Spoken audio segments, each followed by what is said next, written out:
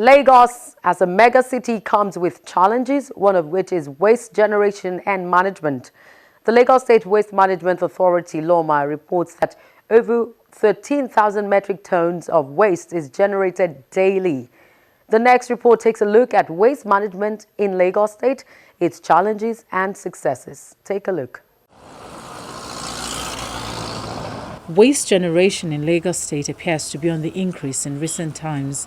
Rapid population growth and a change in public consumption pattern, deficiency in the existing regulatory framework and refuse disposal facilities may have given rise to this.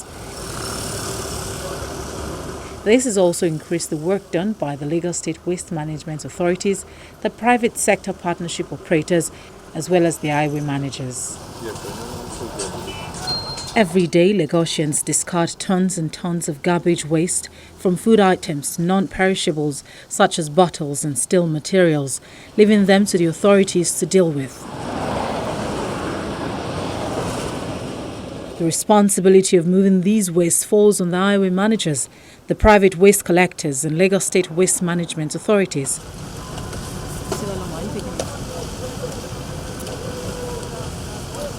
For most of us, disposing of our trash is usually the end of the story, but it is the beginning of an extraordinary work carried out by these bodies.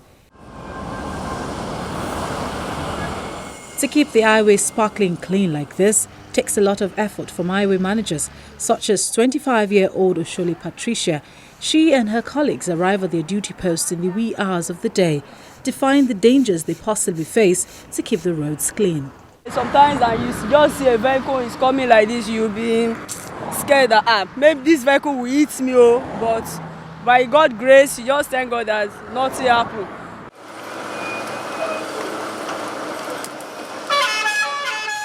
That's not all. Waste generated from our homes and offices also need to be moved, and that's the job of the private sector partnership, otherwise called PSP operators.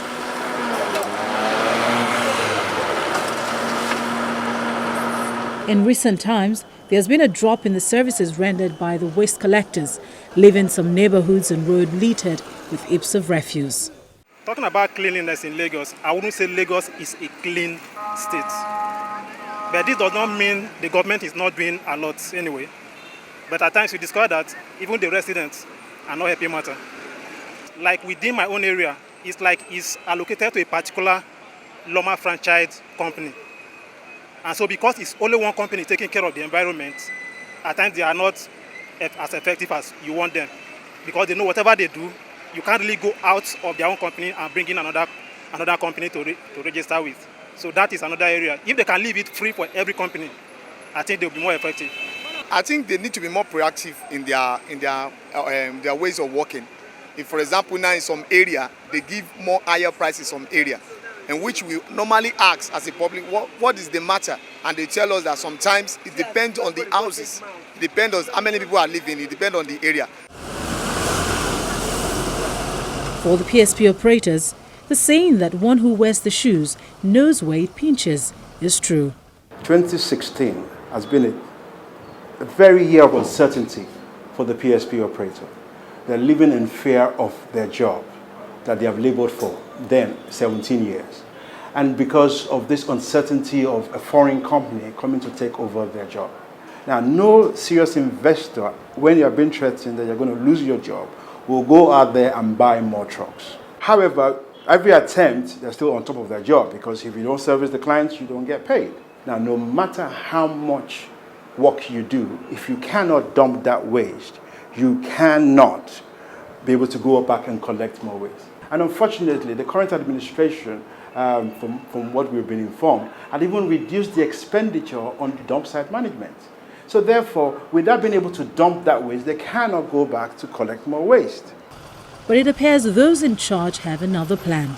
For the PSPs, it's a pity the economic situation. Most of the trucks are rickety. They can't afford to buy brand new ones. A compactor will cost between 50 and 65 million naira. And so the spare parts are expensive. They still have to make do with what they have. But thank God for what the state government is about to do in solid waste management in Lagos. Very soon, there is a reform. We will be assuming a regulatory role, and a consortium is already in place, and that will, by the time they take off fully, waste management in Lagos will be world class. What is going to happen with the reforms is such that the domestic waste is what is going to be taken over, and that's where the complaints are coming from.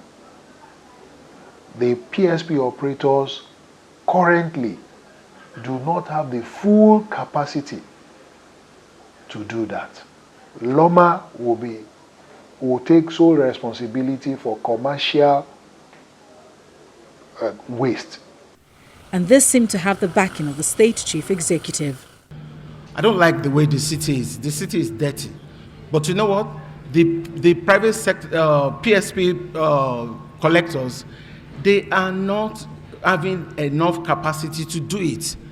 But again, should I tax you to death? The answer is no. I don't want to tax you for everything. So I need this partnership with the private sector so that they can invest in the sanitation management of the city. And in no time, I promise, maybe by July, the city will change forever. Where does this leave the PSP operators who have done this job for some years now? What the operators are looking for in this reform is that the reform should be built around the operators. Because the operators, they are the engine room of this business. While the state government's move to make waste disposal and management in Lagos State more efficient may be laudable, it is also imperative to put plans in place to address the challenges emanating from the gradual withdrawal of the current PSP operators from the waste management chain to avoid turning the whole metropolis into a dump site.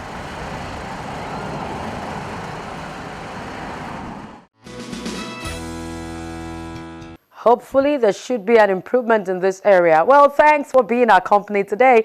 Join us again next week, God willing. I'm Loretta Chiogo, signing out.